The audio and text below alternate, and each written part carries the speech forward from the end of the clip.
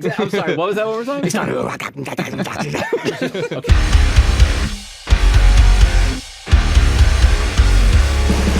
Muse is truly an anomaly, a band that I would have told you shouldn't exist. On the one hand, they're a massively popular band with 4 platinum albums and sold out tours all over the world, with their most recent world tour being their 5th in a row to gross over $100 million. But despite writing these catchy songs that like even your grandma could enjoy, they still have these really weird, almost inaccessible parts to some of their songs, with parts that could make even a Dream Theater fan blush. And if you're somehow not familiar with Muse, they sound like this.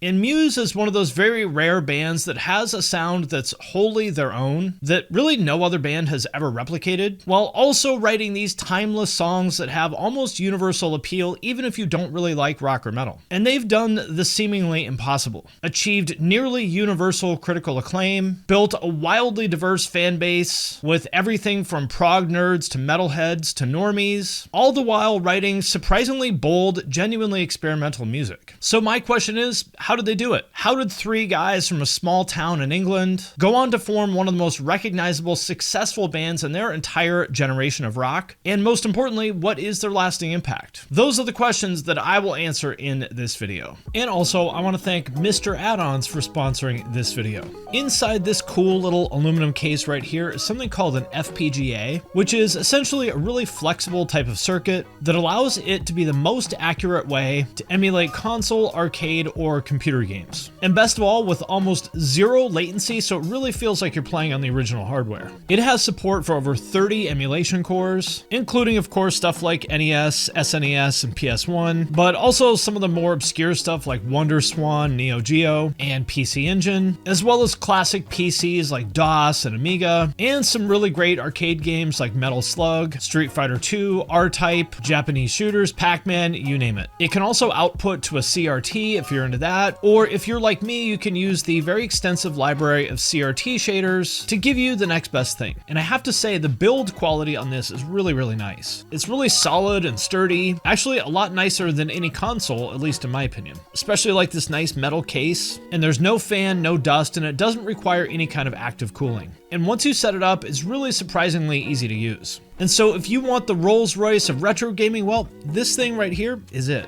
And Mr. Add-ons is the place to get it. So if you want to check it out, go to mraddons.com or hit the link in the description of this video and use the code MBA for 10% off your next order.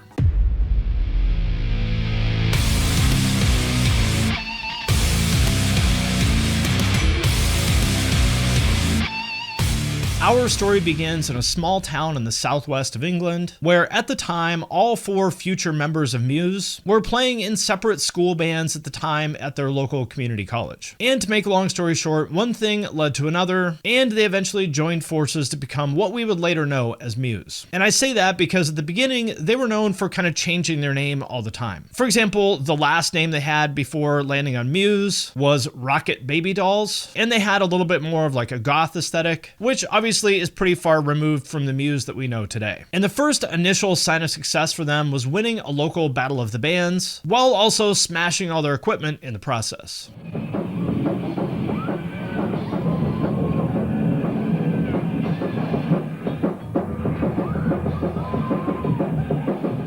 As Matt Bellamy later explained, it was supposed to be a protest, a statement, so when we actually won, it was a real shock, a massive shock. After that, we started taking ourselves seriously. And after releasing a couple of EPs, they released their debut album Showbiz on September 7th of 1999.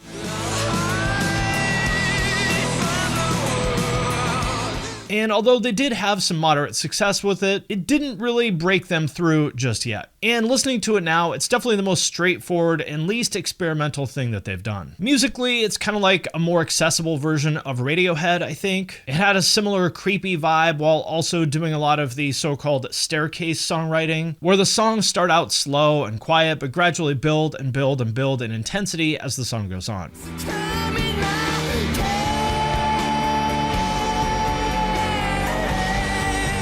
Also, in a guest review he did for Kerrang, Pete Steele of Typo Negative had this to say about the song Cave. "When I listen to his voice, I feel like someone is tickling my penis with a feather." Which is a very Pete Steele response, right? But I think he was also kind of onto something. Matt's vocals follow these very distinct patterns while also having this kind of sense of melodrama to them that make his vocals really kind of impossible to replicate without someone saying like, oh, you're ripping off Matt Bellamy from Muse.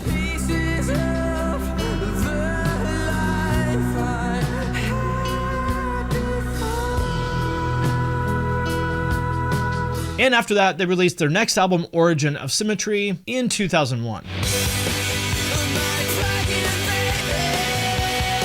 And this was the album that officially put them on the map. It charted high in several countries in Europe, for example, hitting number 3 in the UK and number 7 in France, while also entering the US charts for the first time in their career. And musically, this was really the beginning of the Muse that we know today. They moved away from the kind of sad boy melancholy thing that they were doing in the beginning to this almost like futuristic sci-fi surrealism that would become kind of the foundation of what they did going forward.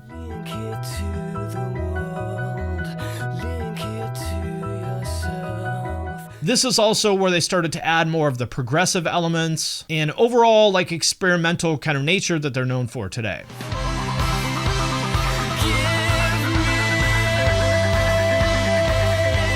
But with all that being said, although the first album is definitely appreciated more now than it was when it came out, the second album got acknowledged almost immediately as a really monumental achievement on all fronts, to the point where a lot of major publications and rock fans in general tend to agree that this is one of the best and most important rock albums of the 2000s.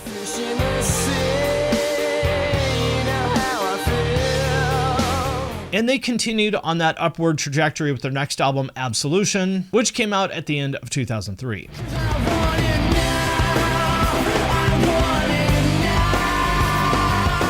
And this was more or less a continuation of what they started on Origin of Symmetry. They went even further on the experimental side, introducing more and more of these kind of strange elements to their sound. But here's where it gets interesting, because where most bands would get less popular by doing something like that, with Muse, it was the opposite. As they got weirder, they also got bigger, which is something that you almost never see. Radiohead is maybe like the only other example I can think of. This album debuted at number 1 in the UK. It eventually went platinum in both the UK and the US. And it was all around their biggest success so far. And so I think this is a good place for us to stop and talk about what happened. How in the hell did they manage to rival pop artists in terms of commercial success and mainstream popularity, while also playing music that's this weird and progressive? And I think the number one factor here is that on the one hand, yes, they're amazing players that also have like in-depth, in and out knowledge of music theory. They're also really elite songwriters. And these are two things that almost never go hand in hand. Generally, those are mutually exclusive. For example, think about how many people you know that can play their ass off on the guitar, know everything there is to know about theory and scales and blah, blah, blah, but they can't write a hook to save their lives, right? This is super common. In fact, I would say it's almost the default. It's very, very rare that someone is both a great player and a great songwriter. I think these are like fundamentally just two different types of brains that you rarely find in one person. Because you also see the opposite. For example, there's tons of people who can barely play guitar, but are consistently putting out these great timeless songs, with someone like Kurt Cobain being probably the best example of that. And I think that is what makes Muse really special. It's one of these very, very rare examples of a band who are both elite songwriters, have the ability to play their asses off, and also have this tremendous depth of music theory. But what's important is that they never let the theory or technical side of things take precedence over writing great songs and putting on a great show. And so that's what I think it is. If they didn't have all three of those factors dialed in, I think they just wouldn't be able to pull off what they do. They wouldn't be able to put those together into music that sounds cohesive, is radio friendly, and accessible to just the average normie that just wants to listen to some music and doesn't care about how technical it is. If they didn't have that combination of all three of those things, they just couldn't do it.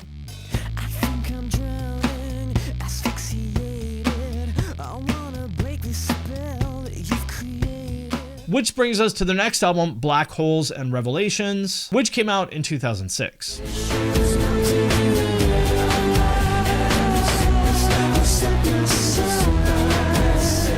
And this was, once again, their biggest album to date. It debuted at number 9 on Billboard in America, and number 1 in the UK, Australia, and several countries in Europe, as well as going platinum in the US, UK, Canada, and several other countries. And musically, a lot of people would say that this is the best thing they've ever done, largely because I think it really hits on the perfect combination of what I talked about earlier. On the one hand, the songs are just as catchy as ever, but they're also pushing the boundaries of experimentation even further. For example, the song Supermassive Black Hole kind of sounds like if Prince discovered Queens of the Stone Age, I guess, which is the kind of combination that on paper would be horrible, like on The Simpsons when they talked about nuts and gum together. You would think that it never works, and yet, in the case of Muse, it does.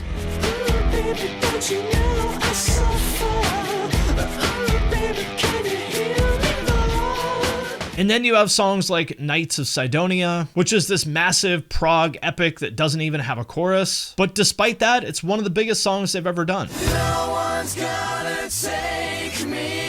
Which again, to me, is the most interesting, strange, and unexpected thing about Muse. You would think that as they became more successful and they started to reach this bigger mainstream audience, that they would want to dial it back in terms of experimentation to keep things accessible. Which on the one hand doesn't sound like what they did here, but supposedly it actually is. Supposedly this is a rewritten version of the album which actually does scale things back quite a bit, because supposedly they felt they went a little bit too far when they were first writing it. Matt Bellamy described those unused songs as songs that sounded like classical jazz. We experimented a lot, but ended up not using the weirder stuff because it was too mental even by our standards. Pretty insane to think about, right? And I would love to hear exactly how strange that stuff was. And they followed that up with The Resistance in 2009.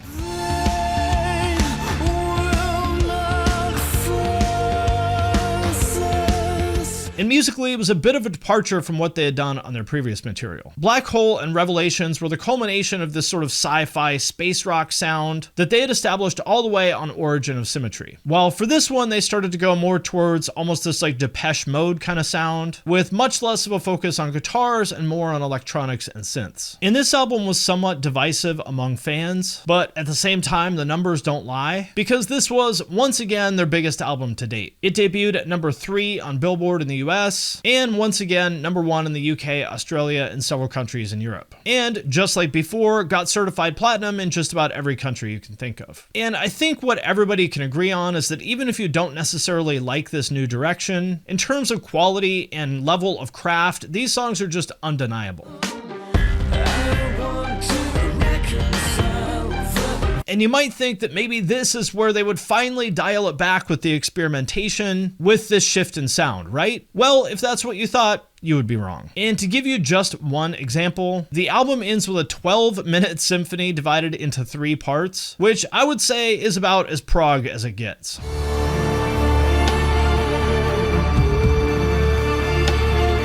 Also, just a random fun fact here, they're not allowed to play the song Uprising in China because, according to the Chinese government, it might get quote-unquote the wrong message across. Yeah, we're not allowed to not allowed to play Uprising in China, yeah. Is that right? Yeah.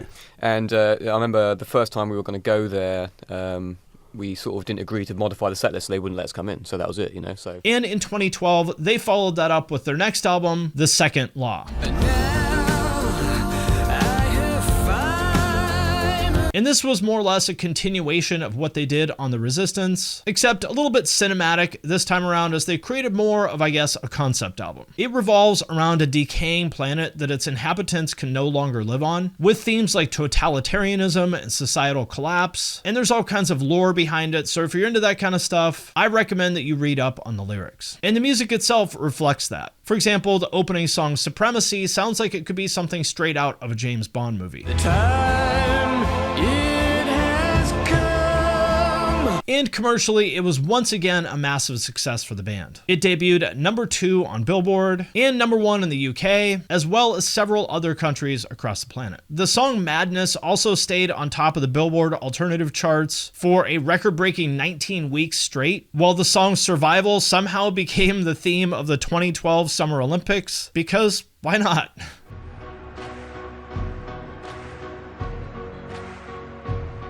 And from that point, they released 3 more albums up until now, with the most recent one being Will of the People in 2022. And like I said at the beginning, the band is still absolutely crushing it at this point in their career, despite going at it now for just about 30 years. Which brings us to the last question of this video: what is their lasting impact? One thing I'd like to point out is that they came out pretty much at the exact peak of nu metal, when pretty much everybody was jumping on the nu metal train, even bands like Metallica and Slayer, and it just felt like doing anything other than nu metal at the time was basically commercial suicide. And yet Muse came out with basically 0 nu metal influences in their music, became one of the biggest bands in the genre, and I think you have to give them a lot of credit for sticking to their vision and refusing to bow to the trends. But I think beyond that, another thing is how many people got into progressive music because of Muse. Like, how many people heard Muse on MTV or the radio, then went down the rabbit hole and ended up becoming fans of, say, Periphery or even older stuff like King Crimson? I would bet probably a lot. But I think their biggest contribution is not even on a musical level. I think what they showed is the band can have success playing absolutely any kind of music they want, as long as they do it well enough. Like these days, I think people cite Bring Me the Horizon as kind of the prime example of doing whatever you want and shifting genres and being wild and experimental, and yet somehow getting bigger and bigger and bigger with every release, which is an incredible achievement, and I have tremendous respect to Bring Me the Horizon for pulling it off. But I think Muse might have been the first band to really establish the template for that. And to my knowledge, they're really the only band to pull it off at that scale, like playing music that's this weird and all over the place in a cool way, and really just doing whatever they want. Like a Depeche Mode song? Sure, why not? 10+ minute orchestral symphony track? Sure, let's do it. They're one of these artists that could literally do whatever they want and still somehow be selling out stadiums and putting out multi-platinum albums that dominate the mainstream charts. And I think whether you like their music or not, you've got to respect that. And with that being said, I have no idea when they'll decide to hang it up. After all, they've been going at it for 30 years now. But like I've said before, whenever they do decide to call it quits, I'm very confident that we'll look back on them as one of the greatest, most important bands in the history of the genre. All right, everybody, that does it for this video. As always, let me know what you think in the comments, and I would like to thank everyone who supports me on Patreon, especially those of you who support at the True Cult level or above. Patrons get all my videos early, I do giveaways and Q&As sometimes, and there's a way to have me review your music. So if any of that sounds interesting, hit the link in the description of this video, and with that, I'm going to sign off for now, but I will see you next time.